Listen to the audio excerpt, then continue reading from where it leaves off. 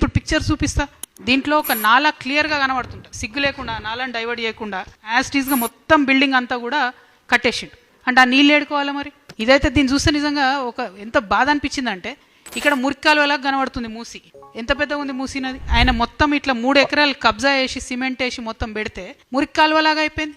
April 2025లో 61 మీటర్లు కబ్జా అయిందని అప్పుడు వాళ్ళు చెప్పినప్పుడు, ఇయాలటికి కూడా 61 మీటర్లు కబ్జా అట్లే ఉంది.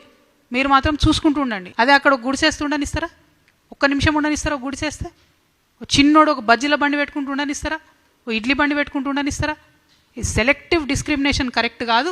మీ ప్రభుత్వం అంతా బోగస్, మొత్తం డిజిటల్ దుర్వాసన వస్తుంది మీ ప్రభుత్వం నుంచి తప్ప ఇంకోటి లేదు. మేము తమాషాకు ధర్నా చేసినాం అనుకుంటున్నాం. మేము 30 మీటర్లు ఉన్నదాని దగ్గరనేమో 20 ఏళ్ళ కింద కట్టిన అపార్ట్మెంట్లను గులగొడతారు, 1430 మందిని ఇళ్ళకి వెళ్ళేలా కొడతారు. కనబడట్లేదా మరి? ఇట్లాంటివి ఇంకా చాలా ఉన్నాయి. మరి మీరు అందరికి ఒకటే ఆ రూల్ అప్లై చేయండి.